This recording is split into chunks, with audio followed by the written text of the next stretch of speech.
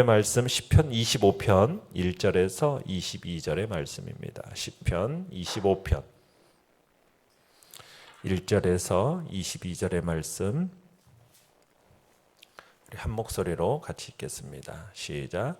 여호와여, 나의 영혼이 주를 우러러 보나이다. 나의 하나님이여, 내가 주께 의지하여 싸우니 나그를 부끄럽지 않게 하시고 나의 원수들이 나를 이겨 개가를 부르지 못하게 하소서. 주를 바라는 자들은 수치를 당하지 아니하려니와 까닭없이 속이는 자들은 수치를 당하리이다. 여호와여, 주의 도를 내게 보이시고 주의 길을 내게 가르치소서. 주의 진리로 나를 지도하시고 교훈하소서. 주는 내 구원의 하나님이시니 내가 종일 주를 기다리나이다. 여호와여, 주의 긍휼하심과 인자하심이 영원부터 있었사오니 주여 이것들을 기억하옵소서. 여호와여, 내 젊은 시절의 죄와 허물을 기억하지 마시고 주의 인자하심을 따라 주께서 나를 기억하시되 주의 선하심으로 하옵소서. 여호와는 선하시고 정직하시니 그러므로 그의 도로 죄인들을 교훈하시리로다. 온유한 자를 정의로 지도하시며 온유한 자에게 그의 도를 가르치시리로다. 여호와의 모든 길은 그의 언약과 증거를 지키는 자에게 인자와 진리로다. 여호와여, 나의 죄악이 크오니 주의 이름으로 말미암아 사하소서. 여호와를 경외하는 자 누구냐? 그가 택할 길을 그에게 가르치시리로다. 그의 영혼은 평안히 살고 그의 자손은 땅을 상속하리로다. 여호와의 친밀하심이 그를 경외하는 자들에게 있으며 그의 언약을 그들에게 보이시리로다. 내 눈이 항상 여호와를 바라보면 내 발을 그물에서 벗어나게 하실 것이미로다. 주여, 나는 외롭고 괴로우니 내게 돌이키사 나에게 은혜를 베푸소서. 내 마음에 근심이 많사오니 나를 고난에서 끌어내소서. 나의 곤고와 환난을 보시고 내 모든 죄를 사하소서. 내 원수를 보소서. 그들의 수가 많고 나를 심히 미워하나이다. 내 영혼을 지켜 나를 구원하소서. 내가 주께 피하오니 수치를 당하지 않게 하소서. 내가 주를 바라보니 성실과 정직으로 나를 보호하소서. 하나님이여, 이스라엘을 그 모든 환난에서 속량하소서. 아멘. 오늘 말씀의 제목은 환난의 때에 드리는 기도라는 제목으로 말씀을 나눕니다. 시편 제25편은 원수들의 핍박으로 인해서 고난 중에 하나님께 구원을 호소하는 다윗의 시입니다. 다윗은 고난을 받는 중에도 여호와 하나님을 경외하며 그 도에 순종하고자 하는 그런 결의를 보이고 있는 것을 보게 되는데요. 자신에게 임한 이 고난을 계기로 자식이 자신을 돌아봅니다. 그러면서 젊은 시절에 지은 죄까지 자복하는 모습을 보이고 경건에 더 힘쓰는 다윗의 신앙적인 모습이 크게 부각되어 있는 것이 이 25편입니다. 내용 관찰 문제 1번 보시면 시편 기자는 어떤 상황에 처해 있습니까? 자, 3절 하반절을 보시면 이렇게 되어 있어요. 까닭없이 속이는 자들은 수치를 당하리이다. 그러니까 지금 다윗은 까닭없이 지금 속임을 당하는 그런 자리에 있었던 겁니다. 그런 상황에 있었던 겁니다. 자, 그러면서 15절을 한번 읽어보죠. 15절 시작. 내 눈이 항상 여호와를 바라보면 내 발을 그물에서 벗어나게 하실 것이미로다. 지금 지금 다윗이 뭐라고 하냐면 내 발을 그물에서 벗어나게 하실 것입니다. 지금 발이 어떻게 되어 있는 상황입니까? 그물에 지금 꽉 붙들려 있는, 지금 올무에 꽉 붙들려 있는 아주 절박한 상황에 처해 있음을 보여주는 겁니다. 그러니까 발이 지금 그물에 걸렸다라는 것은 짐승이 사냥꾼에 쳐놓은 그물에 걸려든 것을 지금 염두에 둔 표현이거든요. 지금 다윗은 지금 원수들에게 둘러싸여서 헤어날 수 없는 그런 상황에 놓여 있는 겁니다. 그런 자신의 처지를 사냥꾼의 그물에 걸렸다, 그런 걸려든 그 짐승의 처지에 지금 비유하고 있는 겁니다. 한마디로 지금 다윗의 처지는 어떻게 보면 절망적인 상황이다라고 볼 수가 있는 거죠. 도저히 희망이라고는 가질 수 없는 상황. 그러니까 누가 자신을 구해준다라는 것은 생각조차 할 수 없는 그런 상황에 놓여 있는 것입니다. 16절로 19절도 한번 읽어보겠습니다. 시작. 주여 나는 외롭고 괴로우니 내게 돌이키사 나에게 은혜를 베푸소서. 내 마음에 근심이 많사오니 나를 고난에서 끌어내소서. 나의 곤고와 환난을 모시고 내 모든 죄를 사하소서. 그러니까 지금 다윗은 원수들에게 둘러싸여서 외롭고 괴로운 중에 있고 마음에 근심도 많고 지금 그러면서 이런 처지를 지금 하나님께 토로하고 있는 것을 보게 되는 것입니다. 자, 내용 관찰 문제 2번 보십니다. 여호와를 경외하는 자에게는 어떤 복이 주어집니까? 자, 12절에서 14절을 읽어보겠습니다. 시작. 여호와를 경외하는 자 누구냐? 그가 택할 길을 그에게 가르치시리로다. 그의 영혼은 평안히 살고 그의 자손은 땅을 상속하리로다. 여호와의 친밀하심이 그를 경외하는 자들에게 있으며 그의 언약을 그들에게 보이시리로다. 자, 여기에서 여호와를 경외하는 자가 누리게 되는 특권을 4가지로 말하고 있는데요. 12절에서는 첫 번째는 하나님께서는 그가 택할 길을 가르쳐 주신다라고 얘기하고 있습니다. 그러니까 하나님께서 어떻게 보면 혼돈으로 가득 찬 이 세상에서 우리로 실족지 않는 길을 갈 수 있도록 인도해 주신다라는 거예요. 우리는 한 치 앞도 내다보지 못하는 인생 아닙니까? 그래서 우리가 무엇을 선택해야 할지 그런 순간이 오면은 그 미래를 알지 못해서 불안해하기 일수인 게 우리의 인생의 모습입니다. 거기다가 한 번의 이 선택이 인생을 좌우하는 그 문제에 있어서는 더욱 불안함을 느낄 수밖에 없는 것이 우리인 거죠. 그런데 하나님을 경외하는 자는 이런 불안함을 느낄 필요가 없다라는 거예요. 왜냐하면 하나님께서 당신을 경외하는 자들에게는 실족하지 않을 선한 길로 인도해 주시기 때문이다 라고 얘기하고 있는 겁니다.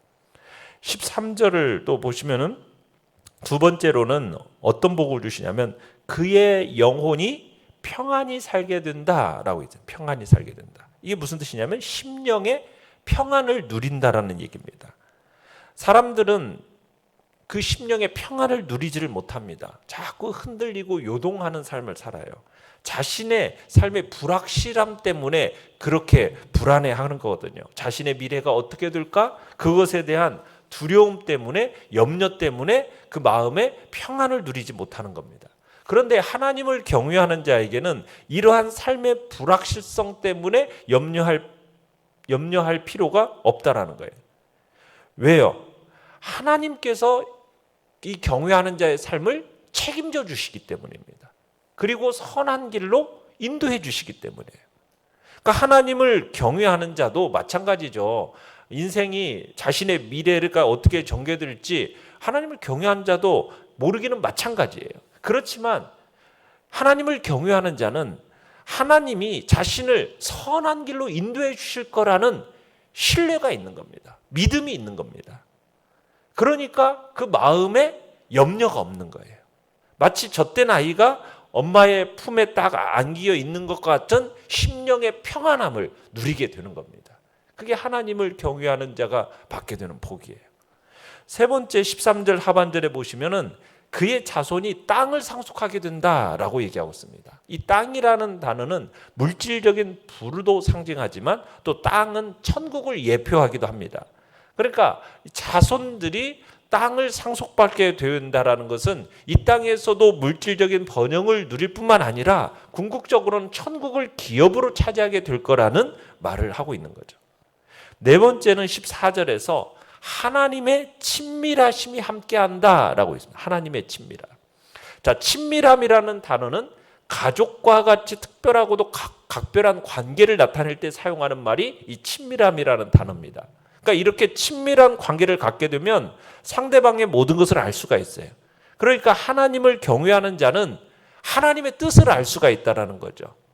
그런데 이 하나님이 어떤 분이십니까? 만물의 주관자십니다. 자신의 뜻대로 모든 일들을 진행하시는 분이 하나님이세요. 그런데 하나님을 경외하는 자는 이러한 하나님의 뜻을 알게 되어서 그의 인생에 형통한 삶을 살게 될 것을 얘기하고 있는 겁니다. 그러니까 경유하는 자에게 이런 네 가지 복이 주어짐을 말씀하고 있습니다. 연구와 묵상 문제 3번입니다. 환난에 처한 다윗이 하나님을 향해 보이는 태도를 살펴봅시다. 자, 태도 1절을 먼저 한번 읽어봅니다. 시작. 여호와여 나의 영혼이 주를 우러러보나이다. 자, 이런 고백인 다윗이 지금 어려운 처지에 있음을 보여주는 겁니다. 그런 곤경 중에서 다윗은 뭐 하고 있어요? 오직 하나님께만 소망을 두고 있다라는 거죠. 우러러보다라는 것은 소망을 두다라는 말입니다. 자, 2절 한번 읽어봅니다. 시작.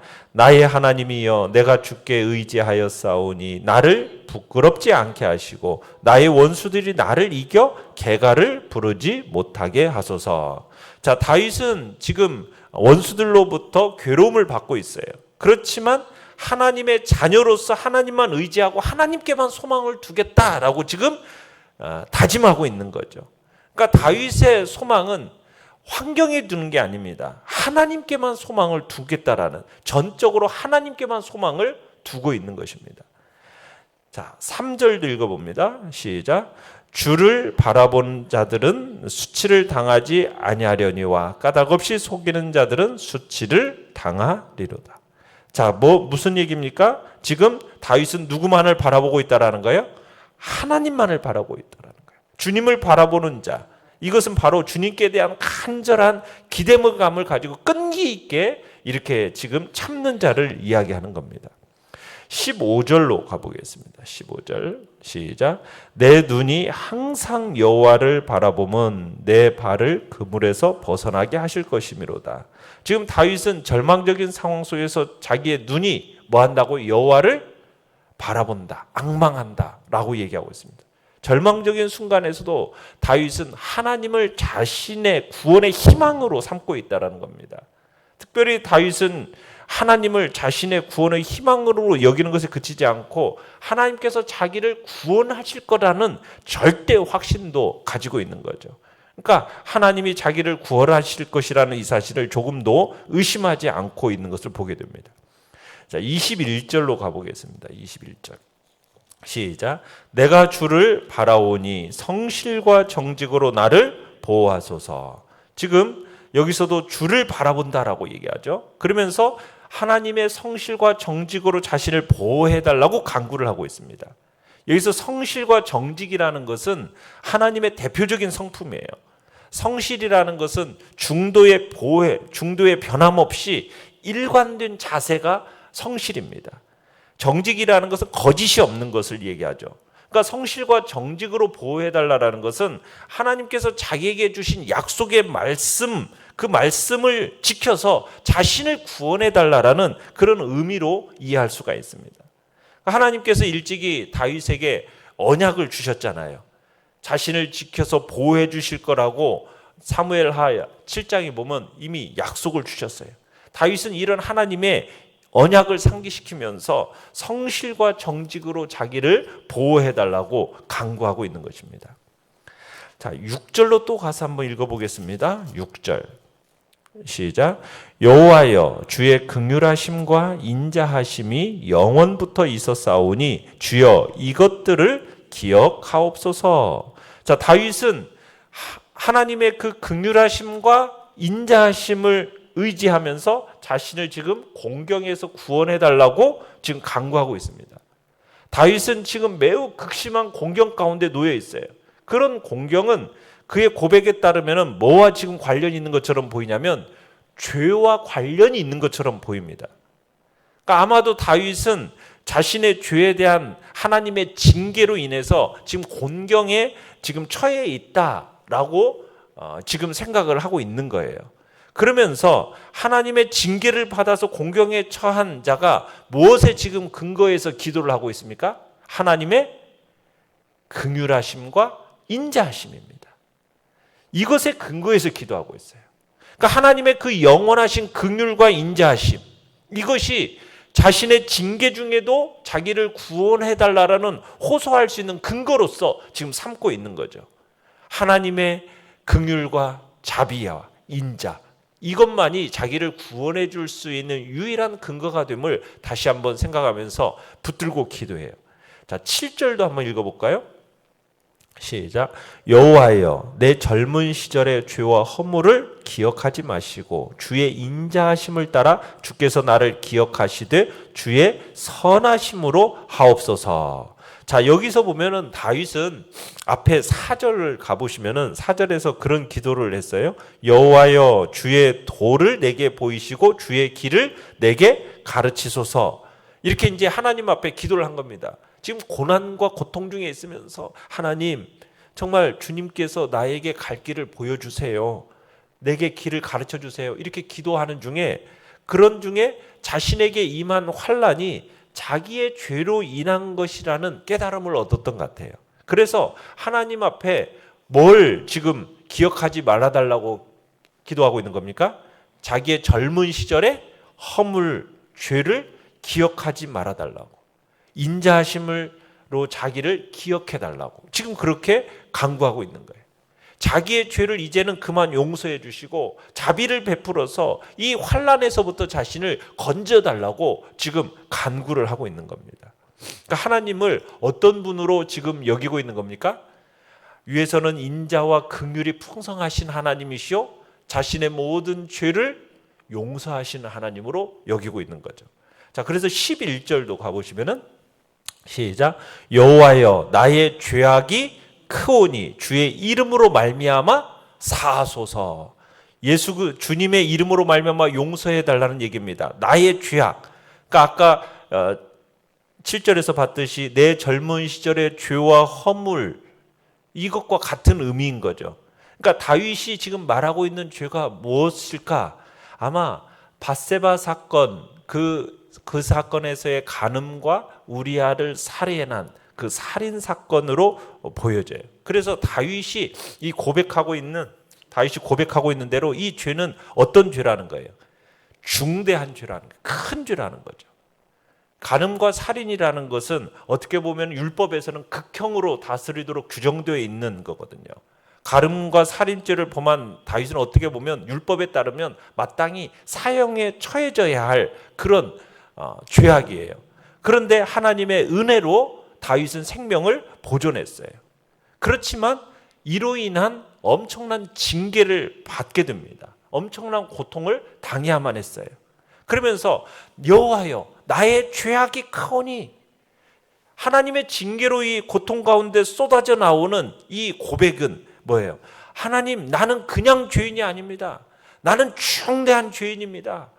그러면서 하나님의 무한하신 은혜가 아니고서는 나는 도저히 살 수 없는 자이오니 하나님 나를 불쌍히 여겨달라고, 하나님의 긍휼과 자비하심으로 나의 이 모든 죄를 용서하여 달라고, 그러면서 지금 하나님의 은혜만을 간절히 구하는 그런 지금 다윗의 모습을 보게 되는 것입니다. 자, 느낀 점 4번입니다. 환난을 당할 때 하나님을 바라보며 겸손히 그분의 뜻을 묻고 회개의 기회로 삼는 다윗의 모습에서 무엇을 느낍니까? 자, 우리는 어려움을 당할 때 그 고난이라는 것은 우리를 어떻게 만들어주는 거라고 생각을 합니까? 고난이라는 것은 우리를 정결하고 하나님 앞에서 흠없는 존재로, 점없는 존재로 세워가는 도구로서 우리는 기억해야 되는 거죠. 그러니까 지금 다윗은 환난이라는 것을 그렇게 사용하고 있는 거예요. 그 환난을 통해서, 고난을 통해서 내 안에 있는 죄와 허물들을 다시 한번 주님 앞에서 다 드러내놓고 주님 앞에 용서를 구하면서 자신을 정결하고 거룩하게 만드는 수단으로서 사용하고 있는 것입니다. 그러면서 자신의 죄악에 대해서 숨기는 것이 아니라 겸손히 인정하는 거죠. 그러면서 그 구원의 은혜의 소망이 그 겸손한 자에게 있다라는 것을 이 다윗을 통해서 우리는 다시 한번 생각하게 되는 겁니다. 특별히 9절을 한번 또 읽어보겠습니다. 시작. 온유한 자를 정의로 지도하심이요 온유한 자에게 그의 도를 가르치시리로다.